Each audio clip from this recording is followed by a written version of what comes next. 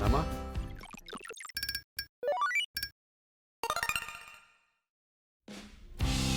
예, 이번 여행도 새벽같이 떠나봅니다. 이번 여행은 처갓집 식구들이랑 가는 효도 관광입니다.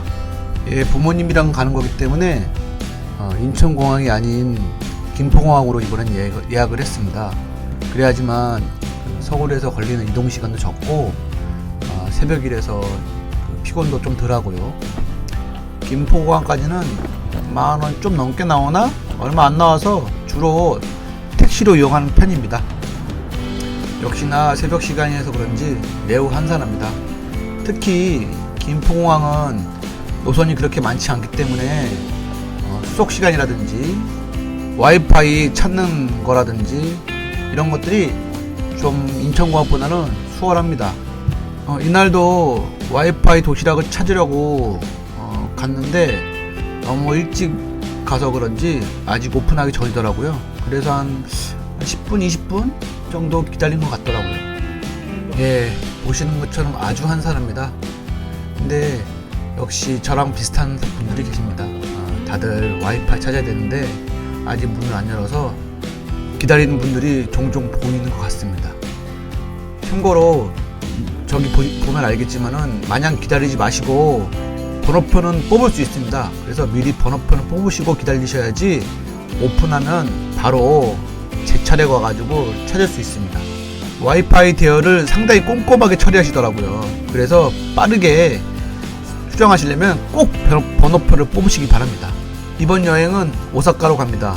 주요 일정은 교토에서 보낼 예정인데 부모님들이 교토를 안 가보셨다고 하셔서 교토에서 거의 대부분 보낼 것 같습니다. 8시 10분 비행기라서 시간이 조금 남았습니다. 그래서 커피 한잔 하면서 이런저런 수다도 좀 떨었습니다. 참고로 커피 주문을 키오스크랑 카운터에서 할 수 있는데 다들 카운터에 비었으니까 카운터로 오라고 했는데 다들 안 가더라고요. 외국인이 아닐까 생각됩니다. 그리고 오랜만에 대한항공을 탑니다. 대한항공 비싸서 잘 못 타는데 이번에는 마일리지를 했거든요. 그래서 어쩔 수 없이 대한항공을 타고 갑니다. 김포공항은 출국장도 그렇고 탑승구까지 거리도 그렇고 아주 짧아서 버리는 시간이 없어서 아주 좋습니다. 그래서 인천공항보다 비행기표가 비싼 거겠죠. 돈만 있으면 김포공항만 이용하는 건데 돈이 좋네요. 또 어떻게 생각해보면 인천공항까지 가는 톨비나 기름값이나 시간이나 이런 거 돈으로 환산하면 거기서 거기인 것 같기도 하고요.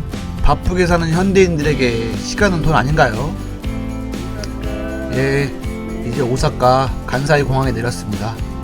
이번 여정은 100% 렌트카 여정입니다. 그래서 간사이 공항에서 바로 렌트카를 픽업할 예정입니다. 그리고 내리고 보니까 트레인을 타고 들어가야 됐더라고요.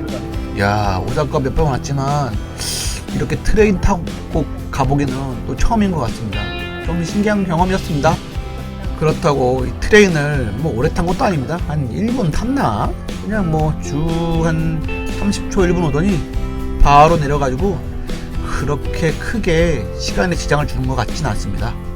이번에는 그렇게 입국하는 사람들이 별로 없는지 그렇게 입국장에서 많이 붐비진 않았습니다. 그래서 거의 한 30분? 20분 만에 나온 것 같습니다. 그리고 이번에 렌트한 차는 4명이 좀 타야 되고 부모님들도 가기 때문에 조금 큰 차를 빌렸습니다. 6인승인데 저희가 6명은 아니지만 나머지 뒤에 저는 접어가지고 약간 화물칸을 쓸 예정입니다. 그리고 제가 렌트카는 여러 번 빌려봤지만 이번에는 상당히 꼼꼼하게 외관을 체크하더라고요. 그래서 저도 혹시나 몰라서 열심히 동영상으로 다 기록해 두었습니다. 그리고 이번 차는 6인승이라서 좀 많이 크면 어쩌나 했는데 그렇게 크지 않더라고요. 한 소나타급? 운전하는 데는 크게 지장 없었습니다. 이제 외관 점검 다 하고 슬슬 출발하려고 합니다. 참고로 말씀드리면 다들 아시겠지만은 렌트카는 반납할 때 대부분 기름을 가득 채워서 반납해야 됩니다. 그런데 간사이 공항은 간척사업한 섬에 위치해 있습니다. 그래서 이 섬 안에는 주유소가 없습니다. 따라서 섬에 들어오기 바로 전에 꼭 기름을 넣으셔야 합니다. 물론 잊어먹고 못 넣어도 큰 걱정하지 않으셔도 됩니다. 돈으로 때우면 됩니다. 돈 앞에 안 되는 게 없지 않습니까? 예, 이제 슬슬 출발합니다. 예, 항상 일본에서 운전을 하지만 처음 30분이 가장 중요합니다. 약간 익숙해지는 시간이 필요하거든요. 그래서 방심하면 안 됩니다. 정신 바짝 차리고 30분간은 꼭 방어 운전해야 됩니다. 그리고 한국에서 운전 오래 했다고 일본에서 방심하다가 사고 나가지고 여행 일정 다 말아먹은 사람들 종종 봤습니다. 그러니까 우리 모두 건방 떨지 말고 속도 덜 내고 잘 주의하면서 안전운전 해야 합니다. 특히 일본은 도로가 한국보다 아주 이상한 곳이 많습니다. 그게 무슨 뜻이냐면은 나중에 차차 설명해 드리겠지만 도로들이 빠져나가는 곳들, 합류되는 것들, 이런 것들이 우리나라보다 되게 불친절합니다. 그래서 정신 바짝 차리고 운전해야 합니다. 간사이 공항에서 교토까지는 거의 90% 이상이 고속도로로 갑니다. 그래서 크게 무리가 되는 건 없는데 고속도로에서 출구로 나갈 때 잘 보고 나가야 합니다.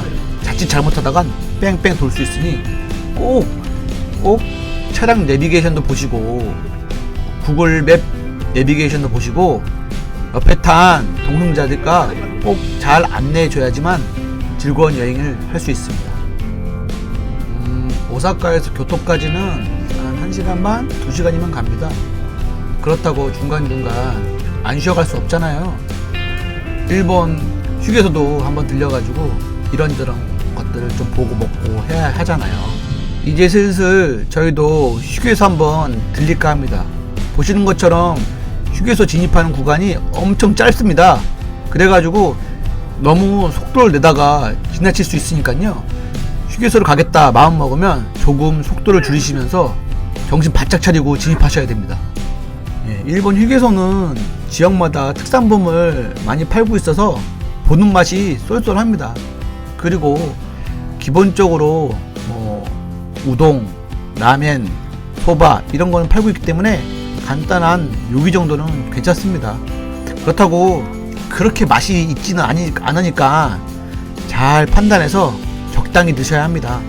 저희도 새벽부터 움직여가지고 좀 출출했습니다. 그래서 간단하게 요기 정도만 때우고 다시 출발하려고 합니다.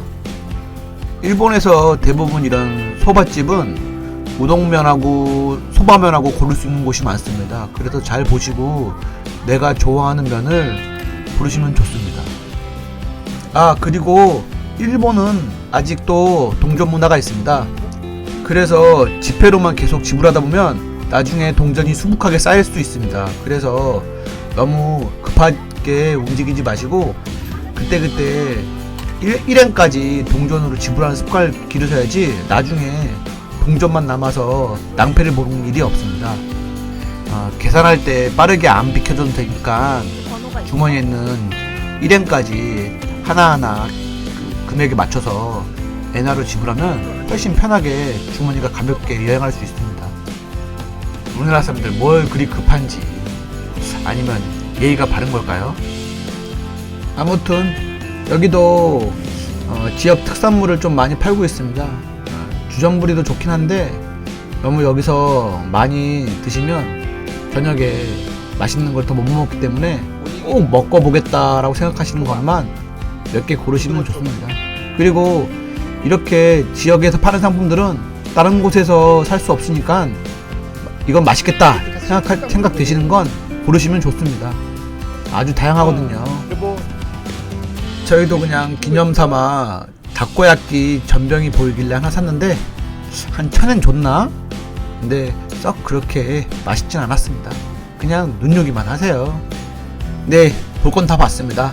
이제 휴게소를 나와서 다시 고속도로를 탑니다. 이 교토로 가는 큰 고속도로는 끝났습니다. 이제 국도로 교토 시내까지 들어갈 건데, 지금 여기서 두 갈래 길로 나눠져 가지고 내비게이션은 좌회전을 하라는 거예요. 근데 여기 아닌 것 같은데 해서 들어갔는데 역시나 아니었습니다. 네, 저도 일본에서 그렇게 렌트를 했지만 이런 경우가 비일비재합니다. 그래서 당황하지 마시고 해당 방향 쪽으로 갈 수 있는 길을 먼저 틀어서 일단 가시다가 보면 다시 내비게이션이 맞게 알려주기 때문에 너무 걱정하실 거 없습니다. 그렇다고 다시 그 도로를 타겠다고 빙글빙글 돌다가 더 헤매는 경우가 종종 있으니까 항상 당황하지 마시고 침착하게 조심조심 운전하시면 일본에서 운전은 그렇게 어렵지 않습니다. 네, 잠깐 사족을 말씀드리면 제가 오사카 시내에서 운전한 적은 거의 없는 것 같은데 이번에는 풀로 오사카 시내를 운전했거든요. 와, 근데 오사카 시내 운전은 정말 힘들었습니다. 와, 무슨 도로가 그렇게 복잡하고 얽혀 있는지, 찍은 영상 있는지 찾아봐야겠지만 그 영상이 있으면 다시 한번 설명해 드리겠습니다. 와, 오사카 시내는 정말 헬이었습니다. 헬. 그리고 이번에 교토에서 묵을 호텔은 전통 료칸은 아닌데 약간 료칸식의 호텔입니다. 장모님하고도 가니까 좀 맛있게 가이세끼도 먹고 하려고 료칸을 잡았는데, 그렇다고 방에서 먹을 수 있는 가이세끼는 아니고요. 그냥 일단 식당에서 먹어주는 가이세끼인데 그렇다고 그 퀄리티가 그렇게 나쁘진 않았습니다. 일단 방 상태도 아주 좋았습니다. 숙박비가 20만원이 좀 안 한 것 같아요.